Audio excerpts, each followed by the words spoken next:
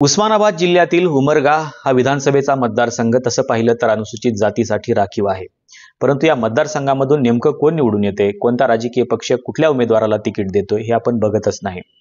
2024च्या विधानसभेच्या निवडणुकीमध्ये या मतदारसंघामधून शिवसेना उद्धव बाळासाहेब ठाकरे गटाचे प्रवीण स्वामी या मतदारसंघामधून निवडून आलेले आहेत। परंतु प्रवीण स्वामी यांचं जे जात प्रमाणपत्र आहे हे जात प्रमाणपत्र नेमकं कोणत्या जातीचं आहे हे कळायला मार्ग नाही आहे। आणि याच अनुषंगाने शिवसेनेचे ज्ञानराज चौगुले यांनी औरंगाबाद खंडपीठामध्ये एक याचिका दाखल केलेली आहे की प्रवीण स्वामी यांचं जातीचं प्रमाणपत्र हे खोटं आहे, ते बनावट आहे। या अनुषंगाने त्यांनी जात पडताळणी समितीकडे ही तक्रार केलेली होती, परंतु जात पडताळणी समितीने आम्हाला ज्ञानराज सुनावणीचे अधिकार नाहीत अशा प्रकारचं पत्र त्यांनी ज्ञानराज चौगुले यांना दिलेलं आहे। आणि त्याच्यामुळे ज्ञानराज चौगुले यांनी आता थेट खंडपीठाचे दरवाजे ठोठावलेले आहेत। औरंगाबाद खंडपीठामध्ये त्यांनी प्रवीण स्वामी यांच्या विरोधामध्ये याचिका दाखल केलेली आहे आणि या याचिकेमध्ये त्यांनी प्रवीण स्वामी यांचं हे जे कास्ट सर्टिफिकेट आहे हे कास्ट सर्टिफिकेट खोटं आहे असं त्यांनी म्हटलेलं आहे।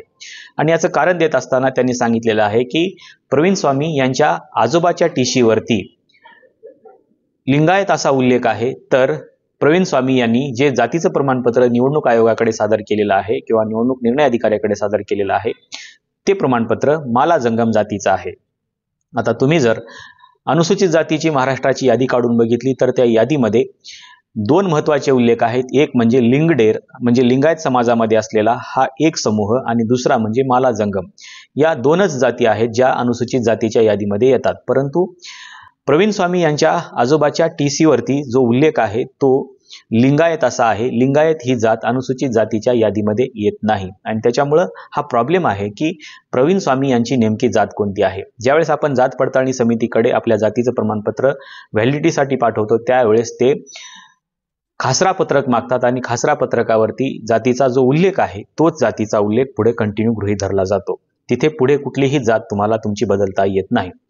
त्यामुळे खासरा पत्रक हा एक मूळ पुरावा मानला जातो। आजोबाची आणि वडिलांची टीसी हे देखील त्याचा मूळ पुरावा मानला जातो। परंतु आजोबाच्या टीसीवरती जर लिंगायत असेल तर प्रवीण स्वामी यांच्या म्हणजे नातवाच्या टीसीवरती माला जंगम आलं कुठून हा प्रश्न आहे। आता शाळेच्या दप्तरामध्ये असेल किंवा त्यांनी जो काही प्रवेश निर्गम उतारा काढलेला असेल त्याच्यावरती असेल, परंतु आजोबाची जात सोडून प्रवीण स्वामी यांनी दुसरी जात केव्हा स्वीकारली हे निश्चितपणानं सांगता येत नाही। आणि जात मात्र मुळात बदलताच येत नाही, कारण जात तुम्हाला जन्माने प्राप्त होते आणि ती मृत्यूनंतर देखील तुम्ही कोणत्या स्मशानभूमीमध्ये जाता याच्यावरती डिपेंड करते की तुम्ही कुठल्या जातीचे होते।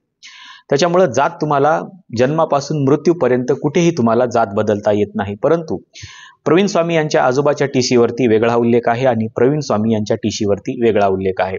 आता होईल नेमकं काय, तर यापुढे जाऊन आपल्याला असं म्हणता येईल की यापूर्वी देखील सिद्धेश्वर स्वामी यांचा किंवा नवनीत राणा यांची जी प्रकरणं आहेत हे प्रकरणं देखील अशाच प्रकारे कोर्टात गेलेली होती आणि कोर्टात गेल्यानंतर या प्रकरणाने पुन्हा वेगळं रूप धारण केलेलं होतं। हायकोर्टाने नवनीत राणा यांचं प्रमाणपत्र रद्द केलं होतं, तर सुप्रीम कोर्टाने जात पडताळणी समितीचा निर्णय कायम ठेवलेला होता। अर्थातच जाती बदलण्याचा अधिकार जात पडताळणी समितीला आहे असं आपण गृहीत धरू शकतो। आता या प्रकरणामध्ये नेमकं काय होईल, तर या प्रकरणामध्ये देखील अशीच काहीतरी भानगड होईल।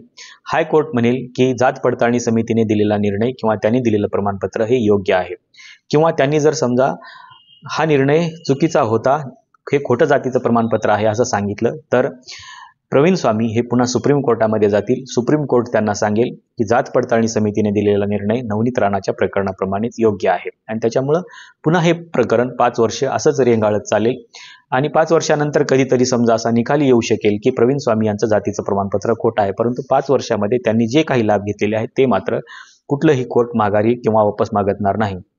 आणि म्हणून अशा प्रकारचे जात पडताळणी समितीचे जे निर्णय आहेत अशी हजारो प्रकरणं आहेत ज्याच्यामध्ये चपराशापासून ते कलेक्टरपर्यंत आणि कलेक्टरपासून ते आमदार खासदारांपर्यंत अशा प्रकारचे खोटे जातीचे प्रमाणपत्र काढून अनुसूचित जाती आणि अनुसूचित जमातीच्या जागेवरती आक्रमण केलं जात आहे। परंतु याचा योग्य निर्णय मात्र कुठल्याच कोर्टामध्ये आपल्याला मिळत नाही आहे आणि म्हणून अनुसूचित जाती आणि अनुसूचित जमातीचे जेवढे काही प्रकरणं आहेत या प्रकरणामध्ये योग्य उमेदवाराला न्याय देणं हे न्यायव्यवस्थेचं काम आहे। परंतु न्यायव्यवस्था मात्र अशा उमेदवारांकडे तारखा देते, तारखा देत देत त्या तारखा पुढे जातात आणि 5 वर्ष निघून जातात।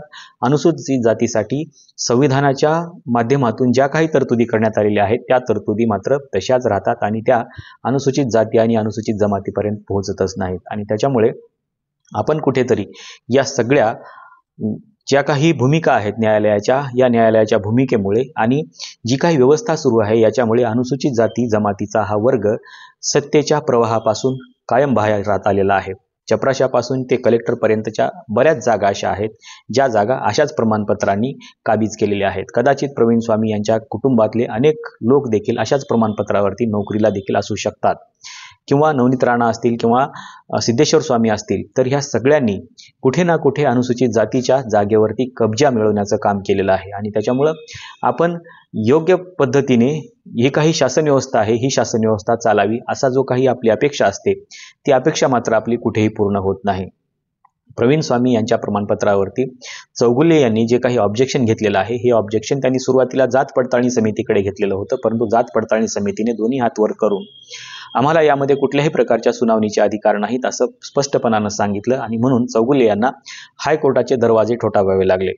हायकोर्टाचे निकाल काय येतील हे आपल्या सगळ्यांनाच माहिती आहे, कारण आतापर्यंत सिद्धेश्वर स्वामी आणि नवनीत राणा यांच्या प्रकरणामध्ये आणि असे अनेक उमेदवार आहेत ज्यांच्या प्रकरणामध्ये हायकोर्टाने काय निर्णय दिलेले आहेत.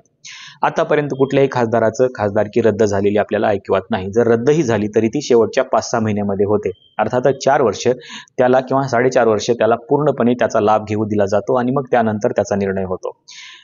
हायकोर्टाचंच नाही तर निवडणूक आयोगाचं देखील हे काम आहे की जातीचं प्रमाणपत्र देत असताना त्याला योग्य अशा प्रकारचे पुरावे असल्याशिवाय कुठल्याही प्रकारचं जातीचं प्रमाणपत्र जिल्हाधिकारी कार्यालयामधून इश्यू होऊ नये.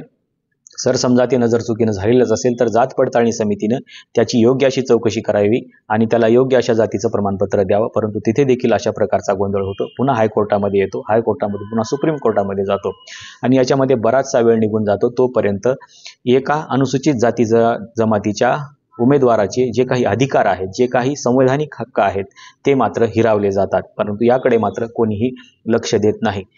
प्रवीण स्वामी यांच्या प्रकरणाचं देखील असंच होणार आहे. ते 4 वर्ष 4.5 वर्ष सत्तेमध्ये राहतील आणि सत्तेमध्ये राहिल्यानंतर 4.5 वर्षानंतर काय निर्णय यायचा तो येईल. कदाचित काही दिवसात हायकोर्टाचा निर्णय येईल, परंतु सुप्रीम कोर्ट मात्र पुन्हा याला पेंडिंग ठेवेल किंवा सुप्रीम कोर्ट देखील जात पडताळणी समितीचा निर्णय योग्य आहे तो आम्हाला बदलता येणार नाही असं म्हणू शकेल.